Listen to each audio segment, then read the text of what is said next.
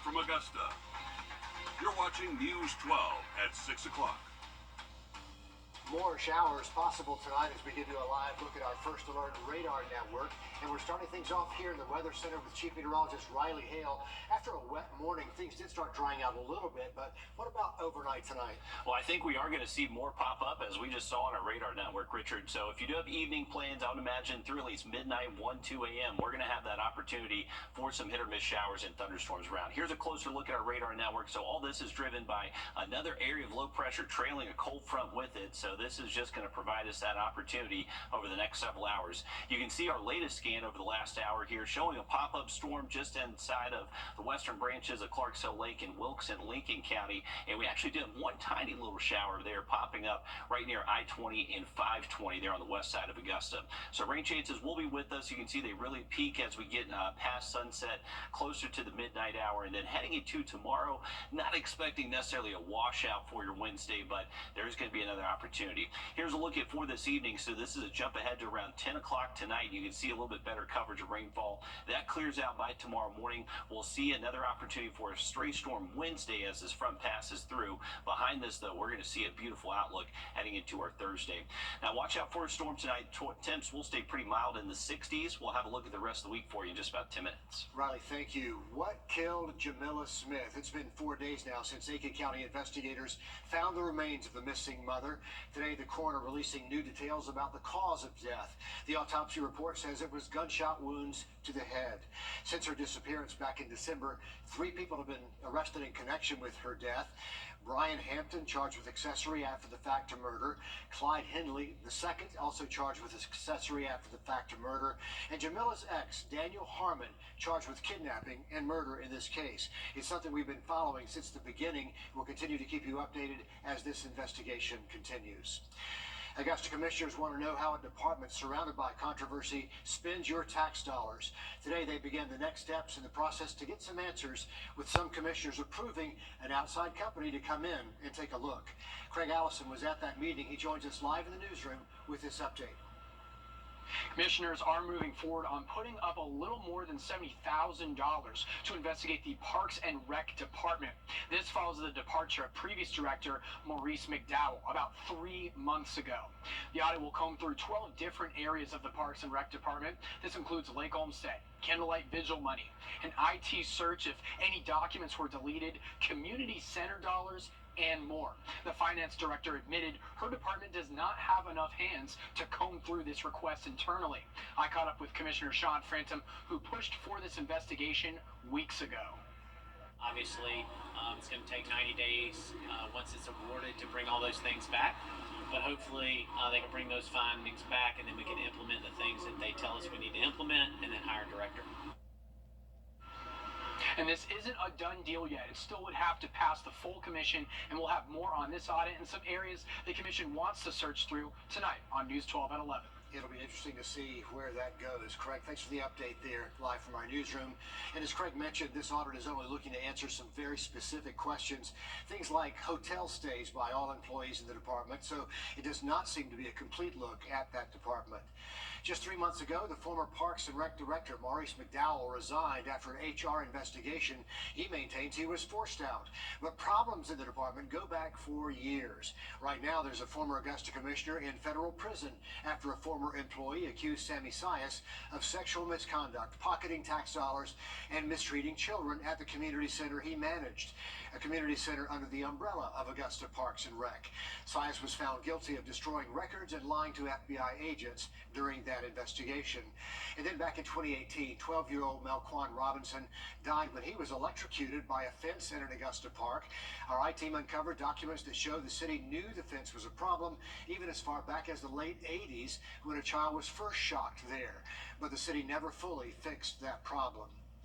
Also new tonight, out of committee, leaders approving the purchase of 17 Dodge police Chargers and a Dodge Durango for the Richmond County Sheriff's Office. The price tag there, more than $840,000. This matter still needs the approval of the full commission at next meeting. The countdown is on to summer, and parents are looking for options to keep their kids educated and entertained. Cindy Hood is on your side tonight to help you find the right and affordable fit for your child.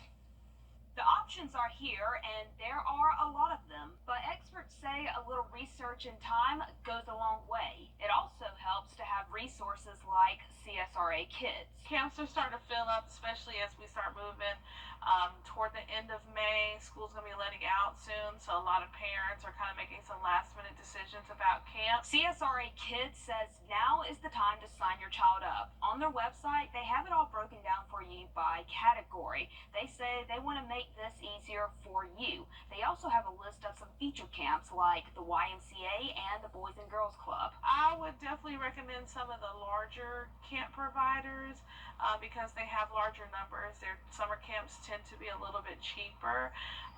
But also there are some small camps out there that do provide summer camps for kids. The Kroc Center also offers scholarships to families based on income. Their summer camp is for ages 5 to 12, and according to their website, it's $170 per week. You can do however many weeks you need with this, but right now they're having what they're calling an early bird special, where you can get all 10 weeks of their camp for 20% off. In addition to summer camp, we do offer what we call pool passes, summer pool passes. So if you don't need someone to look over your kids the whole entire day, maybe you have a nanny or something, they can come bring the kids to the pool. We do 2-hour time slots Monday through Saturday. The Kroc Center says they extended their hours this year for summer camp from 7:30 to 6 o'clock in the evening. They say their goal here is to better help those parents that don't live close by and travel for work.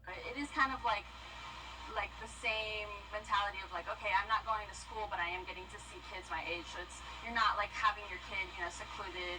A lot of times that's a concern, like, hey, what is my kid going to do all summer long? They're going to be bored. Some great options for you this summer, and many of these camps start in the next couple of weeks as schools begin letting out. We have links to our website, on our website, to these summer camps for you to check out. Be sure to look for this story on WRDW.com, and good luck this summer. New tonight, former classmates and friends at Murphy Middle School honoring the life of a 14-year-old, Anthony Harrison. He was killed in a shooting at the Cedarwood Apartments April the 30th. Today, during the Honors Day program, Anthony was named the MVP player for both football and basketball, and both his jerseys were retired. So a special moment there at school. We are keeping an eye on a few pop-up showers and thunderstorms on our radar network, and this could continue to ramp up as we get closer to midnight. We'll have that full forecast coming up. And the Chip It for Hibbets Golf Tournament returning this year. Next on News 12 at 6 o'clock, we show you how you can give back in a teenager's memory. Time and Temp, brought to you by your First Alert weather team. Thank you for your support. Metz Plumbing, your personal plumber for over 40 years, now in Augusta, Georgia. Full-service plumbing, same-day service, and upfront pricing. For award-winning service, schedule online at metzplumbing.com today. Hi, Suzanne Lily Honeymichael here with Hardwood Floors and More. For over 30 years, we have truly appreciated the opportunity to work in thousands of homes throughout the CSRA. But don't just take my word for it. I felt like they were part of the process. That they weren't just selling me something, that it mattered to them that my dream became reality. So come see for yourself why Hardwood Floors and More is the company that friends recommend, located on Washington Road in Evans. Hey, Brett, I think we need a jingle. What'd you have in mind? I don't know yet. Well, if you're taking something, come knock on my door. Come and knock on my door. If you're 64. To weather now as we give you a live look from one of our downtown cameras and check in with First Alert Chief Meteorologist Riley Hale. Hey, Richard, we're putting out the rainbow alert. We got a few of these pop-up little showers here around town. So we did an opportunity. We saw a little rainbow here, maybe kind of faint to see on your screen, but we actually have this one little pop-up shower here between Grovetown and Augusta. So one little pop-up shower that sun angle is getting just right. So the best way to see these rainbows, look towards that rain, put your back to the sun, and that's where you're going to see it. So pretty cool opportunity to see a couple of those. over the next couple of hours. Temperatures dropping now to the upper 70s. We did hit highs in the low 80s earlier today. Here's a look at where that rain is currently. So just riding on the north side of I-20 here, getting closer to Martinez there in southern Columbia County. Now the little downpour up towards Clarksville Lake, that looks to be right over downtown Lincolnton and about to pass over Clarks Hill. Very isolated activity at the moment, but as we do bring in a cold front later into tonight, that could provide us a little bit better lift to maybe see a better chance for a shower storm through midnight. For the rest of tonight, low severe weather threat. I'm not necessarily hyper concerned about it at the moment, but just can't rule out maybe one storm does produce a stronger wind gust or two. This is going to be the better opportunity for rain showing up after sunset, so I'd imagine between, say, 10 p.m. and midnight, we'll see this wave passing through.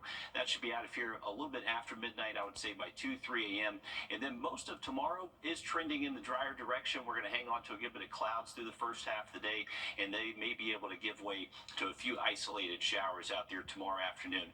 But this is going to be that main front just driving through the area. So behind this front, we're going to see a little bit cooler outlook heading into our Thursday. It will feel less humid throughout the day Thursday as we do get back in north wind, and expect those highs to be pretty seasonal in the mid 80s. No rain expected Thursday. We should stay dry most of our Friday, but as we get into our Friday night and then the weekend outlook, that's when the rain chances do unfortunately go back up. Now here's the outlook for tomorrow. Mostly cloudy start to the day. Cannot rule out maybe an early shower chance, but if you do see a storm Wednesday, it will be a low chance later into the afternoon as those temperatures do start to work their way back up into the 80s. The severe weather chances for your Wednesday do include most of our Carolina counties in the CSRA, so don't want to ignore it, but just appears to be a low threat for most of us here locally. That threat mainly a concern through the PD and Piedmont of North Carolina. Wednesday's winds could get a little bit breezy at times, especially as that main front's passing through around midday into the early afternoon. Maybe a gust up to and over 20 at times, but not excessively windy out there. Should be good to go, though, by tomorrow evening for the Green Jackets game. They're going to be taking on the Salem Red Sox. Tomorrow is North Augusta Parks and Recs night, so should be nice weather out there for them. Now, as we get later into the week, you can see Friday and the weekend forecast a little bit more green on the map once again, so a better recipe for some storms to arrive both Saturday and Sunday. Just an early look at this weekend forecast. Don't necessarily cancel everything just yet. I know we got the big Thunder over Evans happening this weekend, so keep your fingers crossed. The forecast does change the next few days, but right now it does look like thunderstorms are possible for the weekend. All right, thanks, Riley. After 16-year-old Nathan Hibbets died suddenly in his sleep at his home in Hepzibah, medical examiners ruled the cause of death to be an enlarged heart. It's both devastating and ironic because family and friends say he had the biggest heart of anyone they knew. Now they're honoring that legacy by giving back in his memory. Laura Warren shares his story. On the field playing for the Augusta Eagles football team, Nathan Hibbets, number 55, was tough as nails. But off the field, some other nails centered his identity. Nathan had a heart for the Lord, had a heart for ministry. He had a true servant heart. In early 2023, he went to sleep excited for his driver's test and never woke up. The guys rallied together and they brought his jersey and his helmet to every game. He had an honorary seat at every game. Last May, family friends hosted the Chip It for Hibbets golf tournament in his memory to raise money for mission-minded organizations. We did way better than we expected. We were able to raise about $12,000. We were then able to give it to the family, and they were able to donate it to 2 different organizations. Mission Next Gen plans to use the funds for scholarships, either to help send students to seminary or on a mission trip. So appreciate everything that y'all do. The Augusta Eagles football team plans to make sure someone who can't afford to play gets the chance. Our hearts are broken from the standpoint that we would want him here. At the same time, we understand God's plan is so much bigger and so much greater. And sign-ups are underway for this year's golf tournament right now. It's going to be at the Applewood Golf Course in Keysville on May the 19th. We're going to add that info to sign up on our website. Year-round school, is it a hit or a miss? We're going to crunch some numbers and talk with Aiken County parents right after the break. First Alert Radar, powered by Jim Hudson Automotive Group. Oh, I'm Franklin Graham. On Washington Road. Experience it once, and you'll never forget it. Students in Aiken County are wrapping up their first year of year-round school. It took until last school year to get back to those pre-pandemic reading levels in Aiken County. For a little perspective, in 2021, 41% of third-grade students met those expectations. Last year, that number was up to 51%. While the numbers are showing some results, as Alyssa Lyons reports, the change to year-round school is getting mixed reaction. There's a first for everything, especially when it comes to school. I think like, oh, I'm so excited for summer, and then I'm like, oh wait, I'm just gonna go back to school. Learning the syllabus and the schedule is not just reserved for those sitting at a desk. I think it gives us like breaks throughout the year, so it makes it a little easier to get through the school year, and it kind of gives you something to look forward to throughout the school year. While the school year is now drawn out, the pace can sometimes feel like hyperspeed. It was very quick, and it was very hard to obtain all the knowledge because the AP tests are so much earlier. I can't imagine what I would have done if it was my first semester class, and then I would have to take the exam in May. But not everyone is supposed to like it. It is school. I can imagine it was maybe challenging for parents that don't work in the school system and that had to find childcare for their children while the schools were closed. Extracurriculars can feel like extra work. I don't think I've missed any competitions for it, but I've had to miss practice and stuff because they can't they can't work it out for everybody. Fun in the sun, that's up for debate too. This is the way parents see it. The shorter summer actually might be better for some students because at some point you got to kind of get back on in the grind of school. At some point it's like, okay, summer's over, let's get our kids back into school. This is the way she sees it. I just want to be able to have a normal summer because when I'm an adult, I'm not going to be able to have these summers where I have time off and everything. Until the new school year begins sooner than later, Alyssa Lyons on your side. It'll be back before you know it, and those students do go back at the end of July.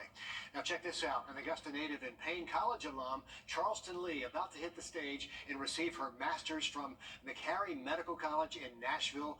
Did we mention she's 18 years old, the youngest to do that in the School of Applied Computational Science? Charleston is not new to making history, though. Back in 2021, she was installed as the youngest Student Government Association president, youngest SGA president at Payne College at 16 years old, and is also noted as one of the youngest to graduate from Payne College. So onward and upward for that young woman. On your sideline.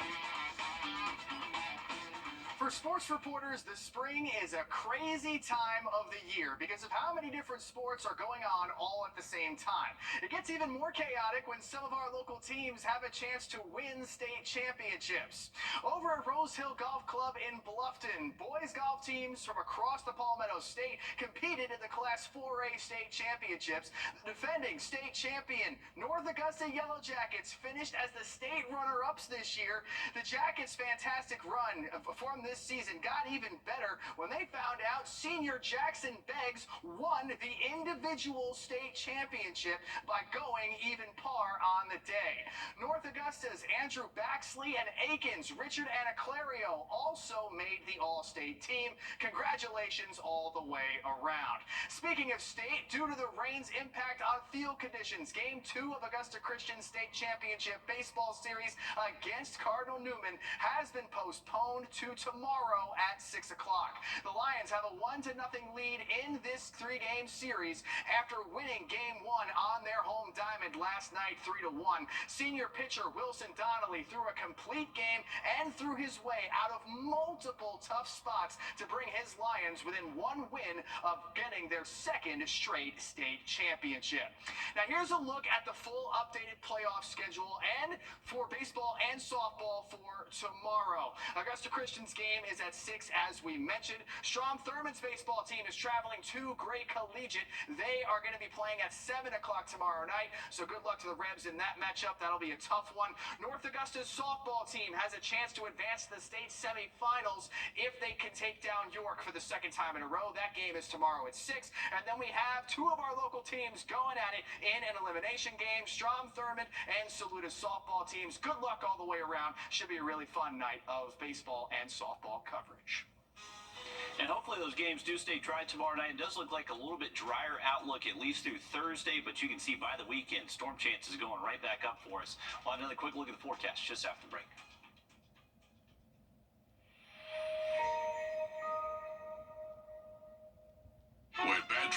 Can end hunger. Learn more at feedingamerica.org. Oh, there it is. See that one over there? I do, Riley. It's a bluebird. You know, this time of year when the weather's nice, there's nothing better than getting out here relaxing and doing some birding. I agree, and that's what we do at Wild Birds Unlimited. Help you connect with your feathered friends in your backyard. Get ready to win big with the Birding Basics giveaway, sponsored by Wild Birds Unlimited Augusta. Enter weekly for a chance to win exclusive birdwatching gear and a grand prize gift card. Scan the flow code on your screen or visit our store to register. Elevate your birdwatching experience with Wild Birds Unlimited Augusta. Coming up on the CBS Evening News, our CBS News investigation into the large number of election deniers. They're people who don't believe the 2020 election results. Well, they're now working in dozens of local election oversight positions. What it could mean for future elections. That and more headlines tonight on the CBS Evening News. Here's a current view from our Thurman Dam camp. You can see a little pop-up shower here in the distance. This is actually passing through Wilkes and Lincoln County. Pretty cool view from our tower cam here. We've had a number of these tiny little pop-up showers north of I-20. This one's actually right over our station. We were hearing a few raindrops here just before the commercial break. So you can see these are widely peppered across the area. We'll kind of continue to see this activity through sunset and even up until midnight tonight. You can still see that main front just now crossing over the Mississippi River. So still just providing that lift as it gets closer towards us. So through this evening, right now we have a tiny little shower. We may be dry through at least sunset, but once again, up until midnight, even 1, 2 a.m., there's going to be that opportunity for some showers and storms around. Still a very low severe weather risk, not expecting a ton of severe activity, but just if you start to hear thunder, make sure you are getting inside. Here's a look at the rest of the week. We are expecting a little bit drier outlook through Thursday, but more storms arrive for the weekend. Riley, thanks. Our next live update comes at the top of the hour over on 26 News. If we don't see you there, we'll catch you right back here at 11 o'clock. Have a great evening, and thanks for watching.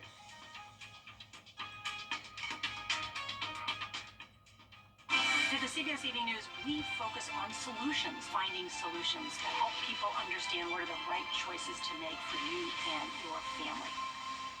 Hey guys, it's Anna Christina.